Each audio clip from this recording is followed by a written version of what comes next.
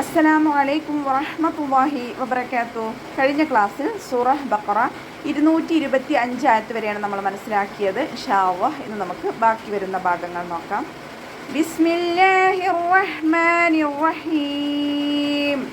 ലില്ലദീന യുഅ്ലൂന മിൻ നിസാഇഹിം തറബ്ബുസു അർബഅതി അശ്ഹുർ ഫഇൻ ഫാഉ ഫഇന്നല്ലാഹ ഗഫൂറുർ റഹീം.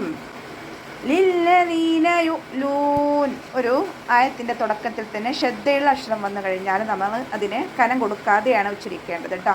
ഒരു ശ്രദ്ധ വരുമ്പോൾ നമ്മൾ രണ്ടക്ഷരങ്ങൾ ഉച്ചരിക്കുന്ന കനം കൊടുത്തിട്ടാണല്ലോ ഉച്ചരിക്കുക സാധാരണ. പക്ഷേ ഒരായത്തിൻ്റെ തുടക്കത്തിൽ വരുമ്പോൾ കനം കൊടുക്കാതെ ഓതാനായിട്ട് ശ്രദ്ധിക്കുക. ഇനി അടുത്ത ലാമിന് രണ്ടക്ഷരങ്ങൾ ഉച്ചരിക്കുന്ന കനം കൊടുക്കുക കേട്ടോ. മണിക്കാതെ ഓതാനും ശ്രദ്ധിക്കുക. ലില്ലദീന എന്ന് പറഞ്ഞിട്ട് മണിച്ചിട്ട് ഓതരുത്. മണിക്കാതെ രണ്ടക്ഷരങ്ങൾ ഉച്ചരിക്കുന്ന കനം കൊടുക്കുക. ദാലിൻ്റെ കൂടെ യാമദ് വന്നു 2 കൗണ്ട് നീട്ടിക്കൊടുക്കുക. യുലൂന ഹംസ ഒൽക്കല ലെറ്ററിലാത്തത് കൊണ്ട് നമ്മൾ ഹാഫ് സുക്കൂന് കൊടുക്കുക കേട്ടോ. യുലൂന എന്ന് ഓതിപ്പോവരുത്. യുലൂന അതുപോലെ ഓതുക കേട്ടോ. ലാമിൻ്റെ കൂടെ വൗമദ് വന്നു 2 കൗണ്ട് നീട്ടിക്കൊടുക്കുക. മിൻ നിസാഇഹിം. നൂൻ സാക്കിനയ്ക്ക് ശേഷം നൂൻ തന്നെയാണ് വന്നിട്ടുള്ളത്. ഇദാം ബിഗുന്ന. നൂൻ സാക്കിനയെ അടുത്ത നൂനിലേക്ക് ലയിപ്പിച്ച് ഒന്നയോടുകൂടി ഓതി കൊടുക്കുക കേട്ടോ. സീനിൻ്റെ കൂടെ മദ് വന്നു. മദ്ദക്ഷരത്തിന് ശേഷം അതേ വേർഡിൽ തന്നെയാണ് ഹംസ വന്നിട്ടുള്ളത്. മദ് വാജിബ് മുത്തസിൽ 4-5 കൗണ്ട് നിർബന്ധമായിട്ടും നീട്ടാൻ ശ്രദ്ധിക്കുക. തറബ്ബുസു റോ ഹെവിയാണ്, ഉയർത്തിയിട്ട് ഉച്ചരിക്കുക. ഫതഹ വന്നതുകൊണ്ട് നമ്മൾ ഉയർത്തിയിട്ട് ഉച്ചരിക്കുക. റോ എന്നുള്ള സൗണ്ട് കൊടുക്കുക. സോ അത് ഇസ്തിഅലാൻ്റെയും ഇത്ബാക്കിൻ്റെയും ലെറ്ററാണ്. അപ്പോൾ നമ്മൾ നാവിൻ്റെ മുഴുവൻ ഭാഗങ്ങളും മുകളിലേക്ക് ഉയർത്തിയിട്ട് തഫീം ചെയ്യുക കേട്ടോ. അർബഅതി അശ്ഹുർ. റോ കൊൽക്കല ലെറ്ററിലാത്തത് കൊണ്ട് ഹാഫ് സുക്കൂന് കൊടുക്കുക. അയിനിൻ്റെ സൗണ്ടിനെ തൊണ്ടയുടെ മധ്യഭാഗത്തു നിന്ന് കൊണ്ടുവരിക. അഷ്ഹുർ ഷീൻ കൊൽക്കല ലെറ്ററിലാത്തത് കൊണ്ട് ഹാഫ് സുക്കൂന് കൊടുക്കുക കേട്ടോ. അഷ്ഹുർ എന്ന് ഓതി പോകുന്നവരുണ്ട്, അത് ശ്രദ്ധിക്കുക. അഷ്ഹുർ അതുപോലെ ഓതുക. ഇനി ഇവിടെ വഖഫിൻ്റെ ചിഹ്നമായിട്ടുള്ള സിലയാണ് വന്നിട്ടുള്ളത്. ചേർത്തി ഓതലാണ് നമുക്ക് ഉത്തമം. ഇനി നമ്മൾ ശ്വാസം കിട്ടാതെയൊക്കെ ബുദ്ധിമുട്ടാവുകയാണെന്നുണ്ടെങ്കിൽ അവിടെ വഖഫ് ചെയ്യുമ്പോൾ ഹാഫ് സുക്കൂന് കൊടുക്കാനായിട്ട് ശ്രദ്ധിക്കുക കേട്ടോ.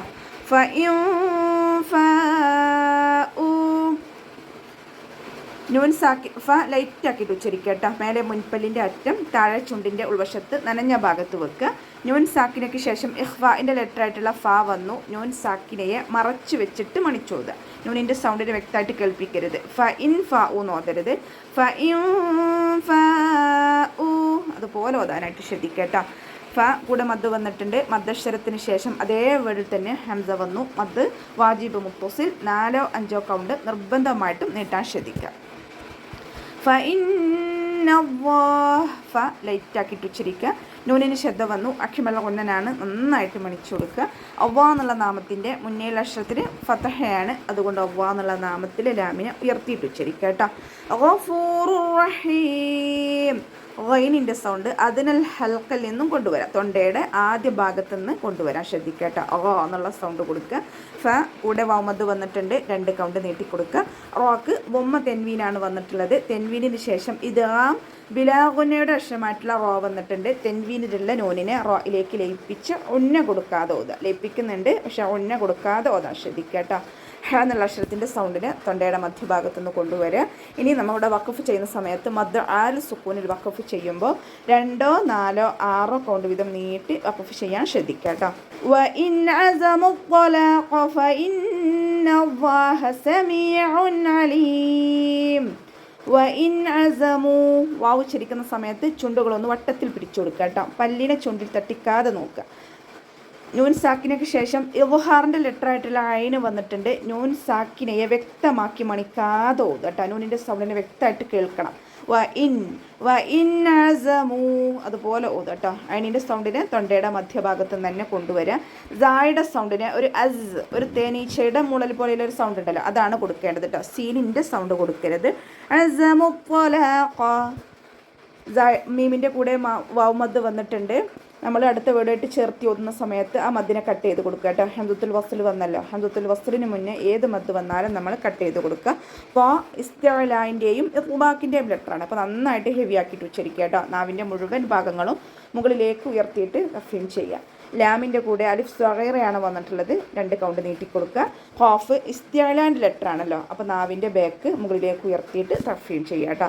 എന്നുള്ള സൗണ്ട് കൊടുക്കുക, ഉയർത്തി കൊടുക്കുക. ലൈറ്റാക്കിയിട്ട് ഉച്ചരിക്കുക. നമ്മുടെ മേലെ മുൻപല്ലിൻ്റെ അറ്റം താഴെ ചുണ്ടിൻ്റെ ഉൾവശത്ത് നനഞ്ഞ ഭാഗത്ത് വെക്കുക കേട്ടോ, വെറ്റായ ഭാഗത്ത് വെക്കുക. നൂനിന് ശ്രദ്ധ വന്നു. അക്ഷമൽ ഉന്നൻ നന്നായിട്ട് മണിച്ചു കൊടുക്കുക. അവ്വ എന്നുള്ള നാമത്തിൻ്റെ മുന്നിലുള്ള അക്ഷരത്തിന് ഫത്തഹയാണ്. അവ്വ എന്നുള്ള നാമത്തിലെ ലാമിനെ ഉയർത്തിയിട്ട് ഉച്ചരിക്കാനായിട്ട് ശ്രദ്ധിക്കുക കേട്ടോ.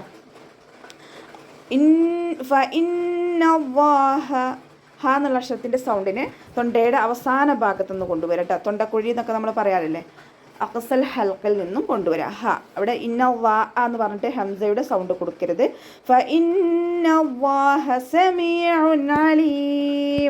മീമിൻ്റെ കൂടെ മദ് വന്നിട്ടുണ്ട്. രണ്ട് കൗണ്ട് നീട്ടി കൊടുക്കുക. അയനിൻ്റെ കൂടെ അയനിന് വൊമ്മ തെൻവീനാണ് വന്നിട്ടുള്ളത്. തെൻവീനിന് ശേഷം ഇദ്ഹാറിൻ്റെ ലെറ്റർ ആയിട്ടുള്ള അയന് വന്നു.